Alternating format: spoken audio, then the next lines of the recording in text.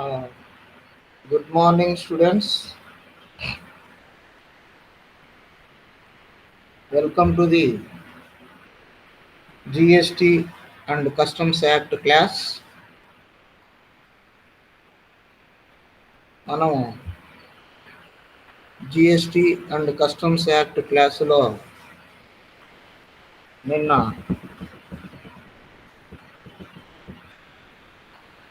GST చట్టం ప్రకారం నియమించబడినటువంటి అధికారులకు ఎలాంటి పవర్స్ ఉంటాయి, ఎలాంటి అధికారాలు ఉంటాయి, ఆ అధికారాలను వారు ఏ ఏ సందర్భాలలో వినియోగిస్తారు అనేటువంటి విషయాన్ని మనం తెలుసుకున్నాం.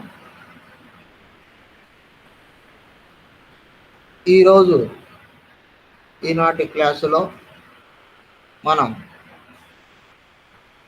జిఎస్టి చట్ట ప్రకారం వివిధ వ్యక్తులు జిఎస్టి కింద నమోదైనటువంటి వివిధ వ్యక్తులు లేదా సంస్థలు ఎలాంటి అకౌంట్స్ పుస్తకాలను తయారు చేయాలి, ఎలాంటి రికార్డ్స్ను మెయింటైన్ చేయాలి అనే విషయాన్ని మనం ఈరోజు తెలుసుకోబోతున్నాం.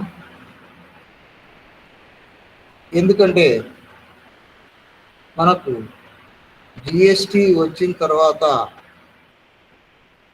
అకౌంటింగ్ వ్యవస్థలో కూడా గణనీయమైనటువంటి మార్పులు తీసుకొని రావడం జరిగిందన్నమాట. అంటే జిఎస్టి రాకముందు మనం అకౌంట్స్ తయారు చేసే విధానం, అంటే తయారు చేసే విధానం మారలేదు, కానీ అప్పటికి ఇప్పటికీ అకౌంట్స్, వివిధ రకాలైనటువంటి అకౌంట్స్ తయారు చేయడంలోనైతేనేమి, వివిధ రికార్డులు తయారు చేయాల్సిన అవసరం రావడంలోనైతేనేమి చాలా వరకు మార్పులు వచ్చాయి. ఎందుకంటే ఈ కొత్త జిఎస్టి చట్టం ప్రకారం రిటర్నులలో రిజిస్ట్రేషన్ చేసుకున్న వ్యక్తులు నెలవారీ రిటర్నులు అనేవి ప్రభుత్వానికి సమర్పించవలసి ఉంటుంది. కాబట్టి ఆ రిటర్నులలో సమర్పించడానికి అవసరమైనటువంటి సమాచారాన్ని అందజేసే విధంగా ఈ అకౌంటింగ్ పుస్తకాలను తయారు చేసుకోవలసినటువంటి అవసరం ఉంది అన్నమాట. ఎందుకంటే మనకు రిటర్నులలో సమర్పించేటువంటి సమాచారం ఖచ్చితంగా ఖాతా పుస్తకాలను ప్రతిఫలించాలి. ఏదో మనకు తెలిసిన సమాచారం ఇవ్వడం కాదు, ప్రతి ఒక్క సమాచారం కూడా ఖాతా పుస్తకాలలో పరిశీలించదగినదై లేదా వెరిఫై చేయదగినదై ఉండాలన్నమాట. కాబట్టి ఈరోజు క్లాసులో మనం జిఎస్టి చట్ట ప్రకారం ఏ ఏ అకౌంట్స్, అంటే అదనంగా ఏ ఏ అకౌంట్స్, ఏ ఏ రికార్డులు వ్యాపారస్తులు, వ్యాపార సంస్థలు తయారు చేయవలసి ఉంటుంది అనే విషయాన్ని మనం ఈరోజు తెలుసుకుందాం. సో మరొకసారి అందరికీ కూడా ఈ జిఎస్టి మరియు కస్టమ్స్ చట్టం సబ్జెక్టు క్లాసుకు స్వాగతం, సుస్వాగతం.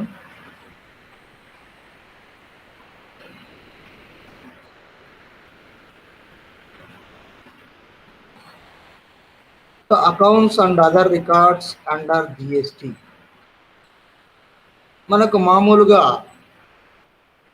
వ్యాపార సంస్థలు ఏవైనా కానీ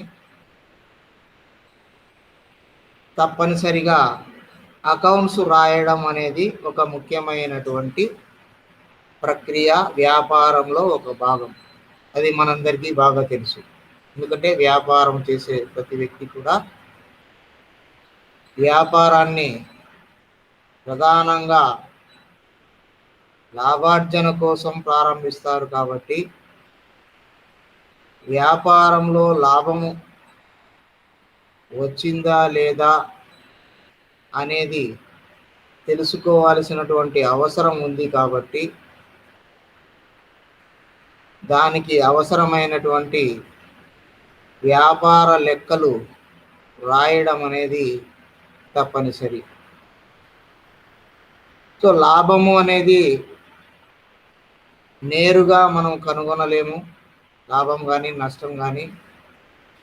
లాభం అనేటువంటి అంశము మనకు ఆదాయానికి వ్యయానికి మధ్య ఉండేటువంటి తేడాను బట్టి లాభమా లేకపోతే నష్టమా అనే విషయాన్ని మనము లెక్కించవచ్చు.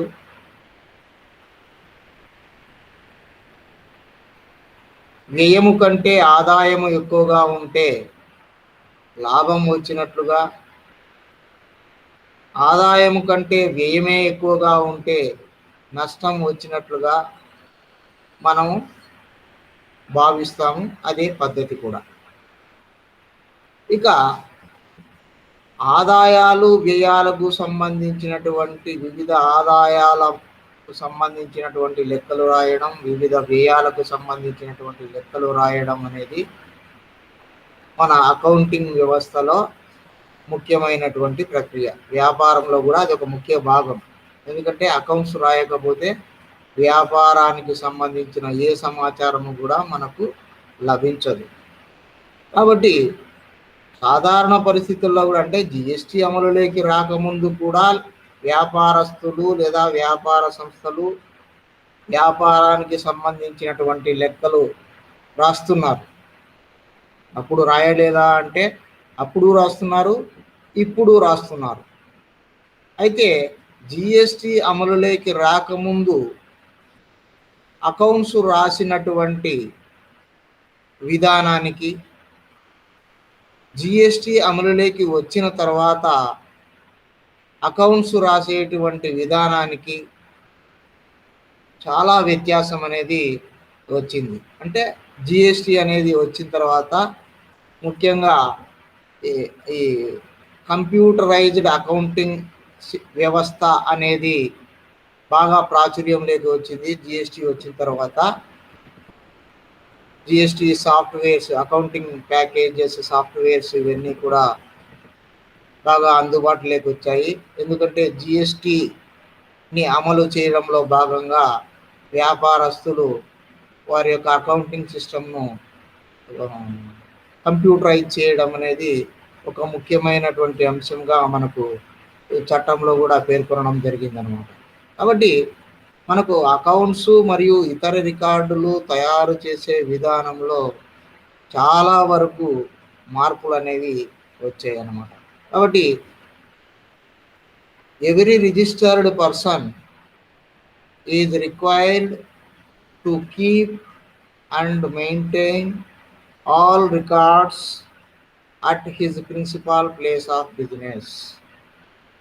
సో జిఎస్టి కింద ఎవరైతే నమోదు చేసుకొని ఉంటారో ఆ నమోదు చేసుకున్న ప్రతి ఒక్క వ్యాపారస్తుడు కూడా అన్ని రకాలైనటువంటి రికార్డులు, అన్ని రకాలైనటువంటి ఖాతా పుస్తకాలు అతని యొక్క ప్రధాన వ్యాపార ప్రదేశంలో మెయింటైన్ చేస్తూ వాటిని అక్కడ అందుబాటులో తప్పనిసరిగా ఉంచుకోవాలి జిఎస్టి చట్టం ప్రకారం.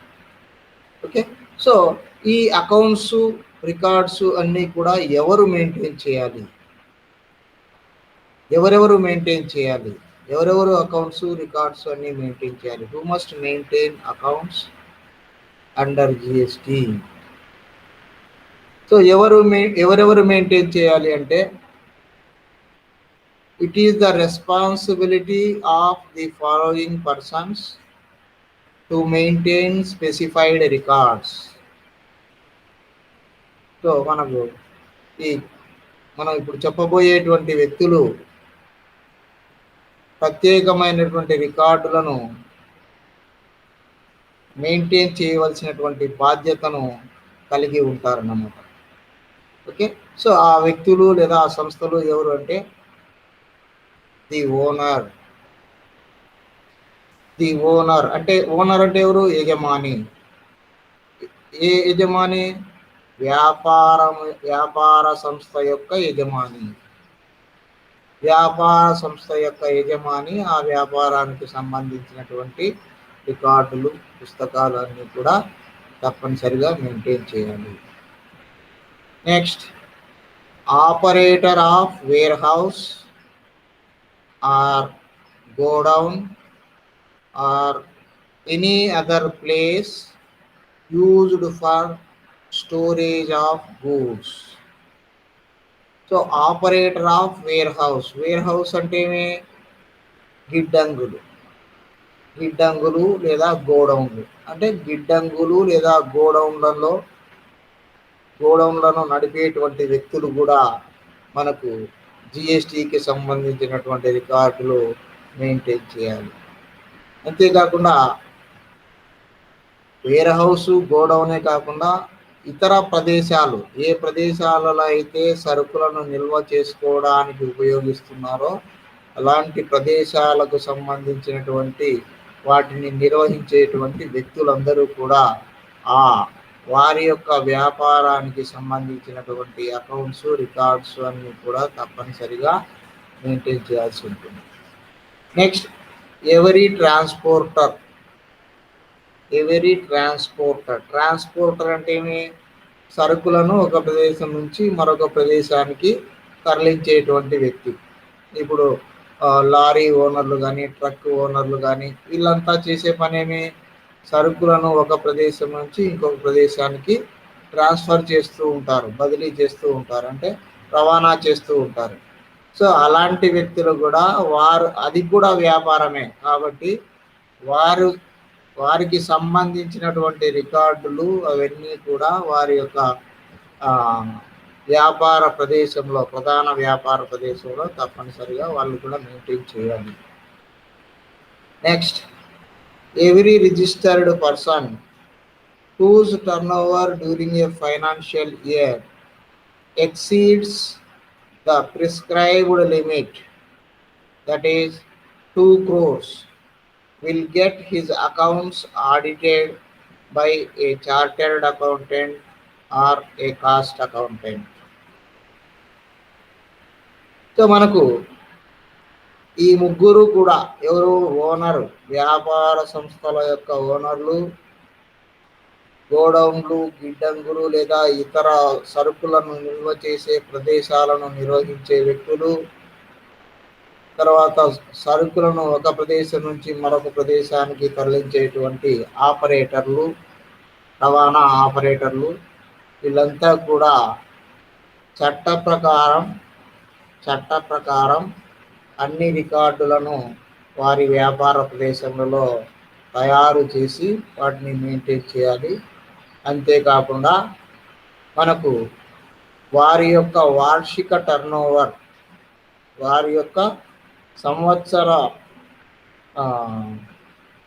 అమ్మకాలు లేదా సంవత్సర వ్యాపారం 2 కోట్ల రూపాయలకు దాటినట్లయితే, 2 కోట్ల రూపాయలు దాటినట్లయితే అలాంటి వ్యక్తులు తప్పనిసరిగా వారి యొక్క అకౌంట్స్ను ఆడిట్ కూడా చేయించి, అంటే చార్టర్డ్ అకౌంటెంట్తో కానీ లేదా కాస్ట్ అకౌంటెంట్తో కానీ ఆడిట్ కూడా చేయించి వారి యొక్క సంతకాలు తీసుకొని దానికి సంబంధించినటువంటి నివేదికలను కూడా సిద్ధంగా ఉంచుకోవాలన్నమాట. అంటే 2 కోట్ల రూపాయల వార్షిక టర్నోవర్ దాటినటువంటి ప్రతి ఒక్క రిజిస్టర్డ్ పర్సన్ కూడా తమ యొక్క ఖాతా పుస్తకాలను ఆడిట్ చేయించి ఆడిటర్ రిపోర్ట్ కూడా సిద్ధంగా ఉంచుకోవాల్సి ఉంటుంది. 2 కోట్ల రూపాయల కంటే తక్కువ వార్షిక అమ్మకాలు ఉన్నటువంటి వారు ఆడిట్ చేయించాల్సిన అవసరం లేదు.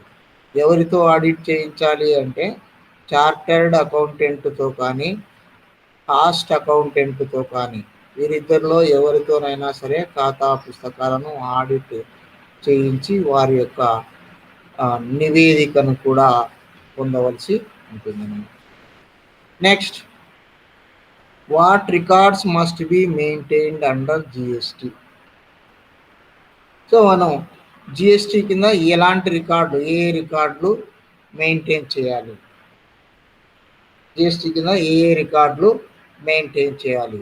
Every registered person must maintain records of.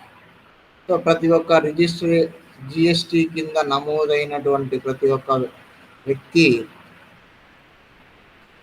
చాలా ముఖ్యమైనటువంటి రికార్డులు ఎప్పటికీ కూడా తయారు చేసి అందుబాటులో ఉంచుకోవాలి.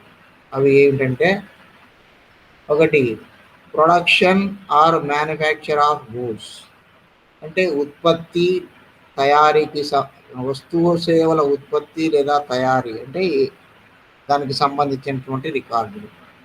అంటే ఇది ఉత్పత్తిదారులకు సంబంధించింది. వస్తువులను తయారు చేస్తూ ఉన్నట్లయితే లేదా వస్తువులను ఉత్పత్తి చేస్తూ ఉన్నట్లయితే ఆ వస్తూత్పత్తికి లేదా వస్తు తయారీకి సంబంధించినటువంటి రికార్డులు తప్పనిసరిగా అందుబాటులో ఉంచుకోవాలి. ఎప్పటికప్పుడు వాటిని అప్డేట్ చేసుకుంటూ ఉండాలి. Next, inward and outward supply of goods or services or both. ఇక రెండవ రికార్డ్ ఏంటంటే, inward and outward supply of goods or services or both. So inward supply of goods అంటే ఏంటి? మనము ఇతరుల దగ్గర నుంచి ఏమేమి కొంటున్నాము, ఎప్పుడెప్పుడు ఎవరెవరి దగ్గర నుంచి ఎంత కొంటున్నాము, ఇన్వర్డ్ సప్లై ఆఫ్ గూడ్స్ అంటారు. అంటే మన కొనుగోలుకు సంబంధించినటువంటి రికార్డులు. తర్వాత అవుట్వర్డ్ సప్లై అంటే ఏంటి?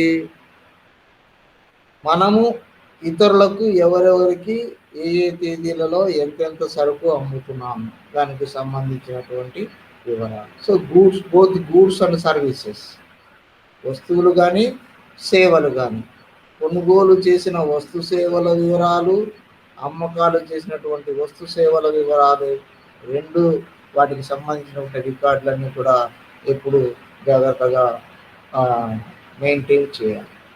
Next, stock of goods. Stock of goods, సరుకు నిల్వలకు సంబంధించినటువంటి రికార్డు. అంటే ఏ ఏ తేదీలో ప్రతిరోజు స్టాక్ రిజిస్టర్లో ఈరోజు మనము ఈరోజు ఓపెనింగ్ బ్యాలెన్స్ ఎంత, ప్రారంభ నిల్వ ఎంత, వివిధ రకాలైనటువంటి వస్తువులకు సంబంధించి ఈరోజు ప్రారంభ నిల్వ ఎంత, ఈరోజు మరలా ఎంత కొనుగోలు చేశాము, ఈరోజు ఎంత అమ్మకాలు చేశాము. సో మనం వ్యాపారము మూసివేసే సమయానికి, అంటే వ్యాపారం ఆ రోజు క్లోజింగ్ టైంకు మన దగ్గర సరుకు ఎంత నిల్వ ఉంది, ఇవన్నీ కూడా స్టాక్ రిజిస్టర్లో మెయింటైన్ చేయాలి. కాబట్టి ఆ స్టాక్ వస్తువుల యొక్క నిల్వకు సంబంధించినటువంటి రికార్డు అది కూడా మెయింటైన్ చేయాలి. Next, input tax credit availed. So input tax credit పొందడం అనేది రిజిస్టర్డ్ వ్యాపారస్తుని యొక్క హక్కు. సో దానికి సంబంధించి మనకు ఎంతెంత ఇన్పుట్ ట్యాక్స్ మనము పొందుతున్నాము, ఏ ఏ తేదీలలో ఎంతెంత ఇన్పుట్ ట్యాక్స్ పొందాము, దానికి సంబంధించినటువంటి రికార్డులన్నీ కూడా తప్పనిసరిగా మెయింటైన్ చేయాలి.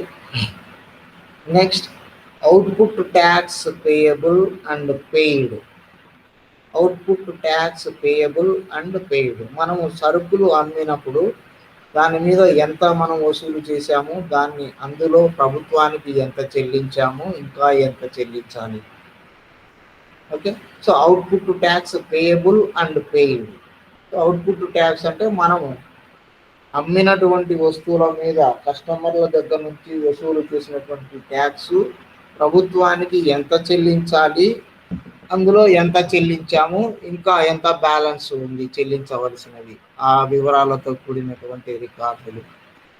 Next, other particulars as may be prescribed. So వాటితో పాటుగా మిగిలిన వివరాలు అంటే వ్యాపారానికి సంబంధించినటువంటి మిగతా వివరాలను తెలియజేసేటువంటి రికార్డులను కూడా తప్పనిసరిగా జిఎస్టి ప్రకారం మెయింటైన్ చేయాలన్నమాట.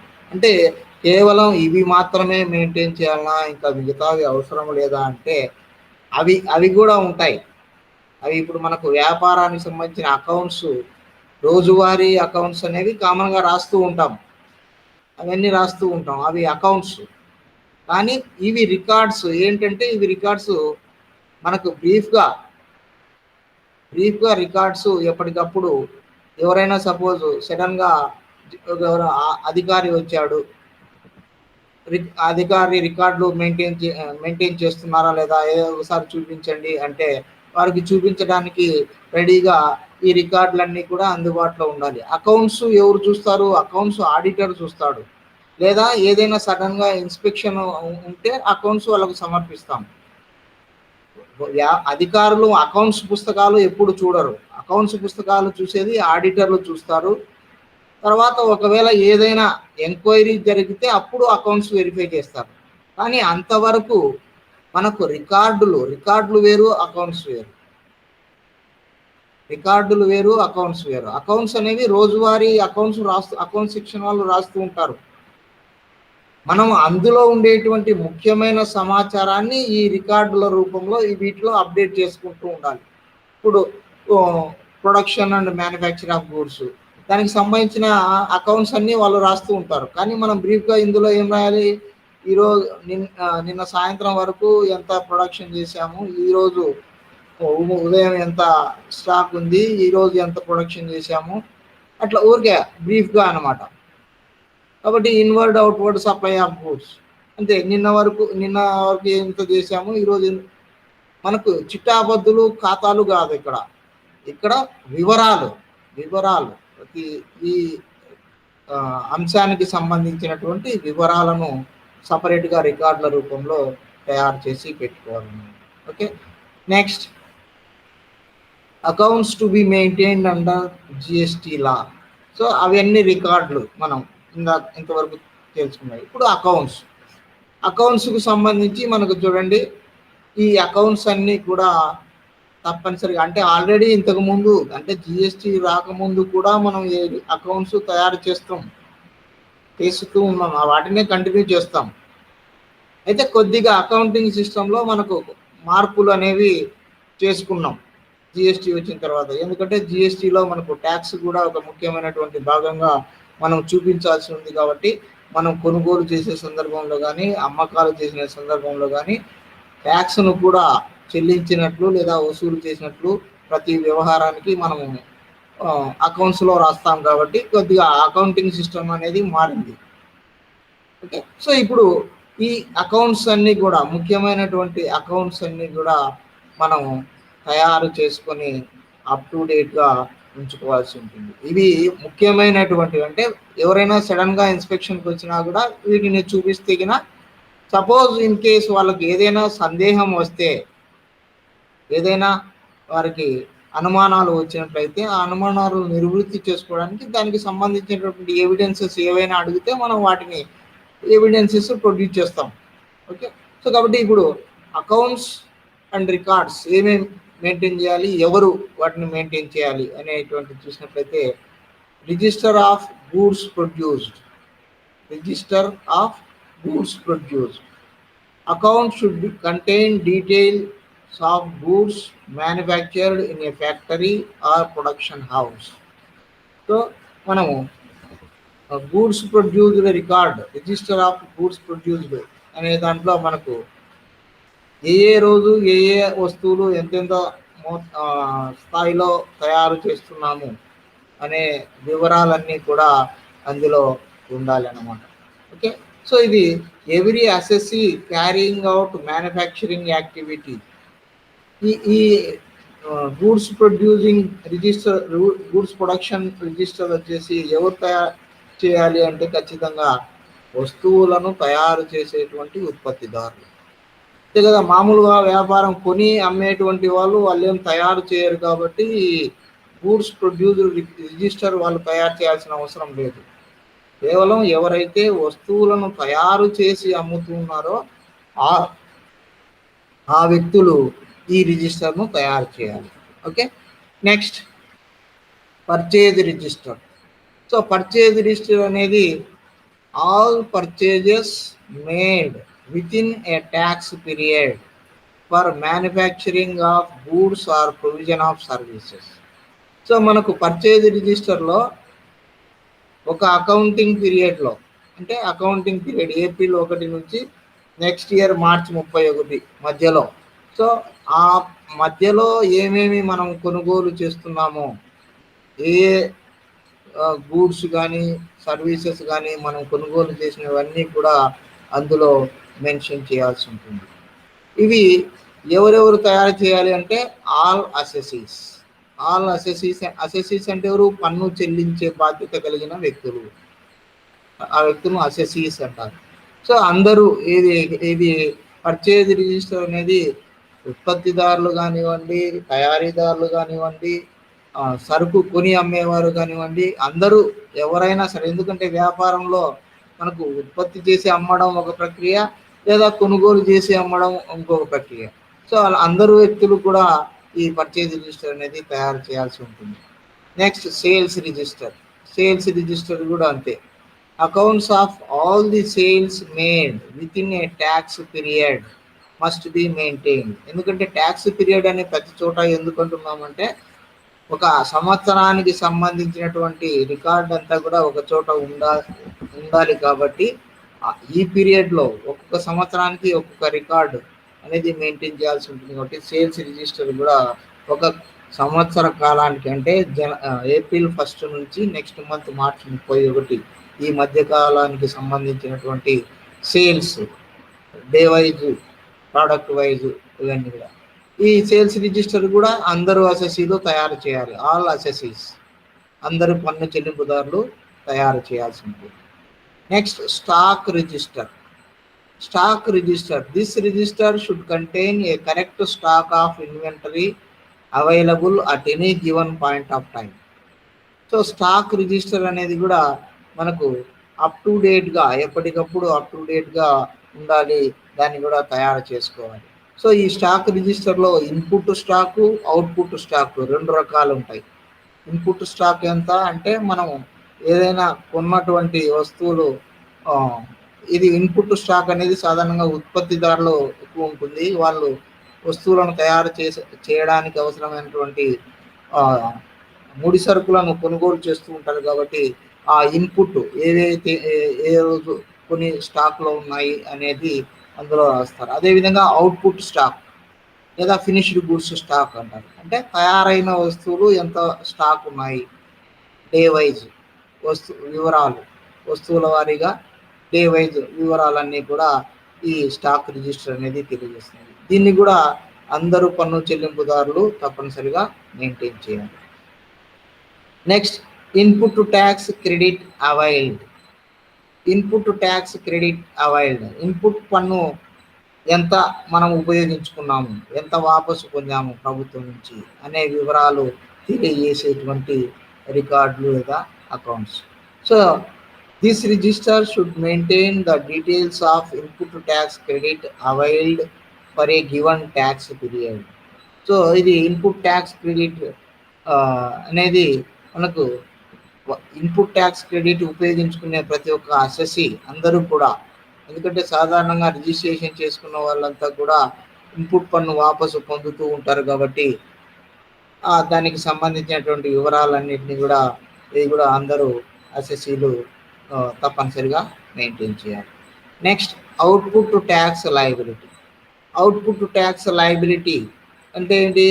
ఇప్పుడు మనకు అమ్మకాల మీద ఎంత ట్యాక్స్ వసూలు చేశాము, అందులో ఎంత ఇన్పుట్ పన్ను వాపసు పొందినాము, ప్రభుత్వానికి ఎంత చెల్లించాము, ఇంకా ఎంత చెల్లించవలసి ఉంది, ఈ వివరాలన్నీ ఈ అవుట్పుట్ ట్యాక్స్ లయబిలిటీ రికార్డుల్లో ఉంటాయన్నమాట.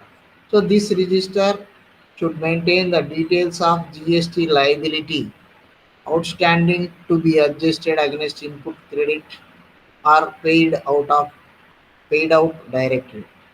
సో మనకు అవుట్పుట్ జిఎస్టీ, అవుట్పుట్ ట్యాక్స్లో నుంచి ఇన్పుట్ ట్యాక్స్ను తీసివేసిన తర్వాత నికరంగా మనమే ప్రభుత్వానికి చెల్లించాల్సి ఉందా, లేదా ప్రభుత్వమే మనకు ఇవ్వాల్సి ఉందా అనేది వివరాలన్నీ కూడా మనం ఈ అవుట్పుట్ ట్యాక్స్ లయబిలిటీలో చూపించాల్సి ఉంటుంది.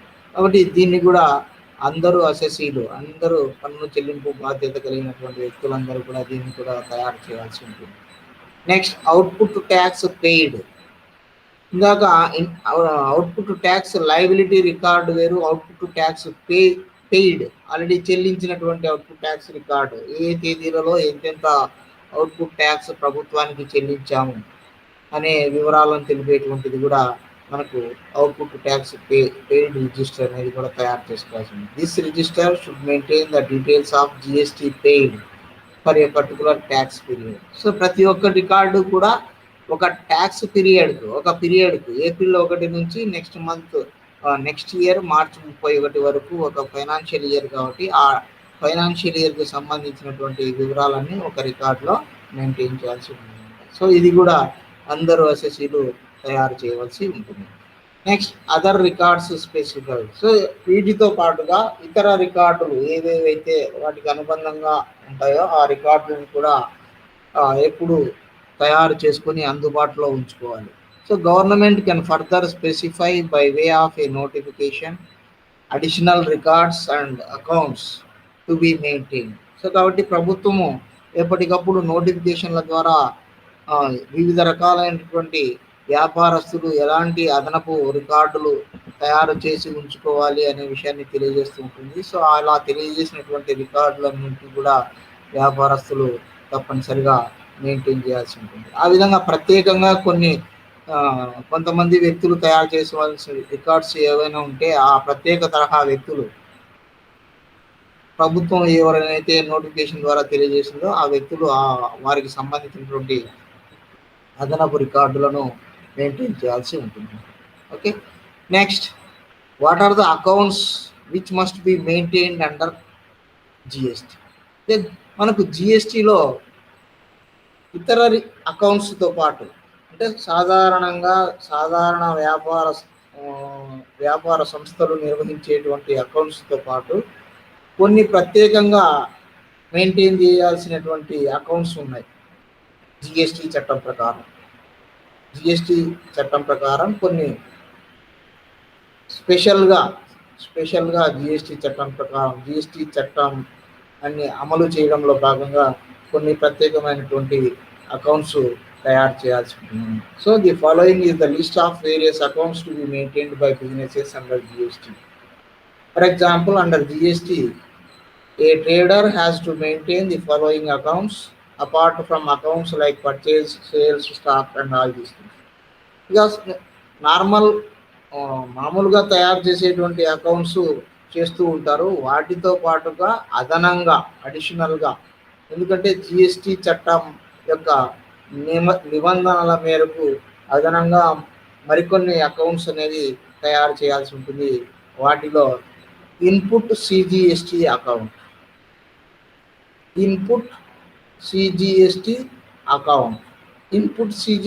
అకౌంట్ అనేది ఏంటంటే వ్యాపారస్తుడు కొనేటప్పుడు సిజిఎస్టీ ఎంత చెల్లించాడు, వ్యాపారస్తులు సరుకులను కానీ సేవలను కానీ కొనుగోలు చేసే సందర్భంలో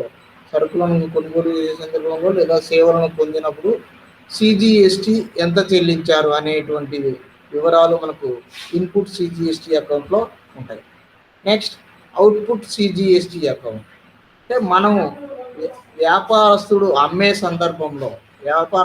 అమ్మినప్పుడు సిజిఎస్టీ ఎంత కలెక్ట్ చేశాము, వ్యాపారస్తుడు అమ్మేటప్పుడు సిజిఎస్టీ ఎంత కలెక్ట్ చేశాము, దానికి సంబంధించినటువంటి అకౌంట్ సపరేట్గా చేయాలి. అంటే కొనుగోలు చేసేటప్పుడు మనము ఎంత సిజిఎస్టీ చెల్లించాము, అదేవిధంగా అమ్మకాలు చేసేటప్పుడు ఎంత సిజిఎస్టీ వసూలు చేశాము, సపరేట్ అకౌంట్స్ మెయింటైన్ చేయాల్సి ఉంటుంది.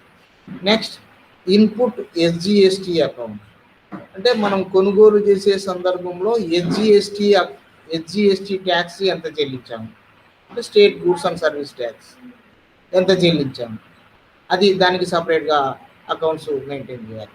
అదేవిధంగా అవుట్పుట్ ఎస్జిఎస్టీ అకౌంట్, అదేవిధంగా మనం అమ్మేటప్పుడు ఎస్జిఎస్టీ ఎంత వసూలు చేశాము అంటే చూడండి, ఇప్పుడు మనకు ప్రతి వ్యవహారంలోనూ సిజిఎస్టీ ఎస్జిఎస్టీ అనేది చెల్లింపు చేయడం జరుగుతుంది, వసూలు చేయడం జరుగుతుంది. కాబట్టి దానికి సంబంధించినటువంటి అకౌంట్స్ సపరేట్గా మనం తయారు చేసుకోవాలి.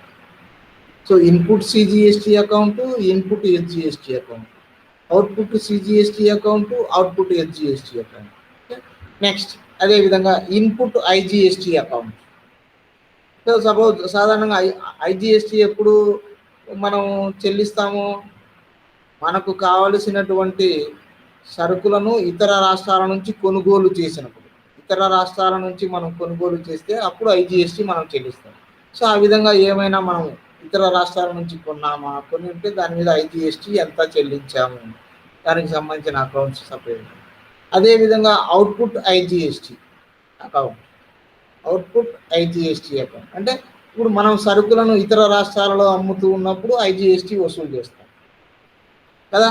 సో కాబట్టి ఆ విధంగా ఇతర రాష్ట్రాలలో సరుకులు ఎంత అమ్మాము, దాని మీద ఎంత ఐజిఎస్టీ మనం వసూలు చేసాము. ఓకే, సో ఈ విధంగా ఇన్పుట్కు సంబంధించినటువంటి సిజిఎస్టీ, హెచ్జిఎస్టీ, ఐజిఎస్టీ, అదేవిధంగా అవుట్పుట్కు సంబంధించి సిజిఎస్టీ, హెచ్జిఎస్టీ, ఐజిఎస్టీ, అంటే ఈ 6 దేనికి అది సపరేట్గా అకౌంట్స్ తయారు చేయాలి. ఇది మనము ఇంతకుముందు జిఎస్టీ అమలులోకి రాకముందు ఈ అకౌంట్స్ తయారు చేయలేదు, తయారు చేయాల్సిన అవసరం కూడా రాలేదు. కానీ ఇప్పుడు జిఎస్టీ అమలులోకి వచ్చింది కాబట్టి జిఎస్టీ కింద రిజిస్ట్రేషన్ చేసిన వ్యక్తులు ఈ 6 అకౌంట్స్, ఈ 6 ఖాతాలు తప్పనిసరిగా అదనంగా తయారు చేయాలి మామూలు అకౌంట్స్తో పాటు. నెక్స్ట్ ఇంకా ఎలక్ట్రానిక్ క్యాష్ లెడ్జర్. సో వీటితో పాటు ఎలక్ట్రానిక్ క్యాష్ లెడ్జర్ అనేది మనకు జిఎస్టీ పోర్టల్లో తయారు చేయాల్సి ఉంటుంది. Electronic cash ledger, electronic cash ledger అనేది మనకు వెబ్సైట్లో మనం రిజిస్ట్రేషన్ చేసుకోగానే మన పేరుతో మన అకౌంట్ నెంబర్ ఒకటి ఓపెన్ అవుతుంది. అందులో మనకు 3 రకాలైనటువంటి ఈ లెడ్జర్స్ మన పేరుతో ఓపెన్ అవుతాయి. ఈ లెడ్జర్స్ వాటిలో ఒకటి ఈ ఎలక్ట్రానిక్ క్యాష్ లెడ్జర్. ఇది జస్ట్ లైక్ ఈ వ్యాలెట్ లాగా ఉంటుంది. అంటే మనం ఇందులో ప్రతి వ్యాపారస్తుడు కొంత నగదును నిల్వ ఉంచాల్సి ఉంటుంది. ఉంచి ఇంకా దాని ద్వారా మనకు రావాల్సిన ఇన్పుట్ సిజిఎస్టీ కానీ, హెచ్జిఎస్టీ కానీ, ఐజిఎస్టీ కానీ మనం దాని ద్వారా క్లెయిమ్ చేయడం, లేదా ప్రభుత్వానికి చెల్లించవలసిన దాన్ని కూడా దాని ద్వారానే చెల్లింపు చేయడం. అవుట్పుట్ సిజిఎస్టీ కానీ, అవుట్పుట్ హెచ్జిఎస్టీ కానీ, అవుట్పుట్ ఐజిఎస్టీ కానీ ఎలక్ట్రానిక్ క్యాష్ లెడ్జర్ ద్వారానే మనం చెల్లింపు చేయడం అనేది జరుగుతుంది. కాబట్టి ఈ cash ledger are electronic cash ledger అనేది కూడా మరొక ముఖ్యమైనటువంటి account to be maintain. Next, accounting entries under GST. In spite of initial transition challenges, GST will bring in clarity in many areas of business, including accounting and bookkeeping. So accounting entries అనేవి మనకు GST వచ్చిన తర్వాత కొద్దిగా మార్పులకు, అంటే సూత్రాలు ఏం మారలేదు, కొద్దిగా అదనంగా మనం మార్పులు చేసుకోవాల్సిన అవసరం అనేది ఏర్పరిచింది. ఎందుకంటే మనకు జిఎస్టీలో మనం ఇందాక అనుకున్నట్లుగా ట్యాక్స్ ఎంత వసూలు చేశావు, ఎంత చెల్లింపు చేశావు, ఇంకా ఎంత చెల్లింపు చేయాలి. ఈ ట్యాక్స్లో కూడా మనకు 3 రకాలైనటువంటి ట్యాక్సులు ఉన్నాయి కాబట్టి సిజిఎస్టీ, హెచ్జిఎస్టీ, ఐజిఎస్టీ. సో కాబట్టి మూడింటికి సపరేట్గా చెల్లించింది ఎంత, వసూలు చేసింది ఎంత, ఇంకా వసూలు చేయవలసింది ఎంత అనేది మనకు అకౌంటింగ్ ఎంట్రీస్ కూడా వీటికి సంబంధించి తప్పనిసరిగా మనం అకౌంట్స్లో, బుక్ కీపింగ్ ఎంట్రీస్లో, జర్నల్ ఎంట్రీస్లో, వీటన్నిటిలో కూడా రాసుకోవాల్సి ఉంటుంది. కాబట్టి మనకు జిఎస్టీ వచ్చిన తర్వాత ఈ అకౌంటింగ్ సిస్టంలో మార్పులు అనేవి వచ్చాయి. So while the number of accounts is more apparently under GST, once you go through the accounting entries, you will find it much easier for record keeping. One of the biggest advantage a trader will have is that he can set off his input tax on service with his output tax on the sale. So కాబట్టి మనకు ఇక్కడ accounting సిస్టంలో కూడా చాలా వరకు మనకు journal entries రాసేటప్పుడు మనకు చాలా మార్పులు అనేవి వచ్చాయి. ఇప్పుడు కంప్యూటరైజ్డ్ అకౌంటింగ్ సిస్టంలో జిఎస్టీ ప్యాకేజ్, జిఎస్టీ టాలీ ప్యాకేజీలో మనకు ఈ ఎంట్రీస్ అన్నీ కూడా క్లియర్గా ఖచ్చితంగా మనము రాసుకోవడానికి అవకాశం అనేది ఏర్పడింది. అంతేకాకుండా ఇక్కడ మనకు ప్రభుత్వానికి చెల్లించవలసిన దాన్ని నేరుగా మనమే డైరెక్ట్గా అడ్జస్ట్ చేసుకునేటువంటి అవకాశం కూడా ఉంది. అంటే మనం అవుట్పుట్ పన్ను వసూలు చేసిన తర్వాత అందులో నుంచి మనకు ఇన్పుట్ పన్ను రావాల్సిన దాన్ని మినహాయించుకొని నికర పన్నును ప్రభుత్వానికి చెల్లించినట్లుగా మనం అకౌంట్స్ రాసుకోవచ్చు. నెక్స్ట్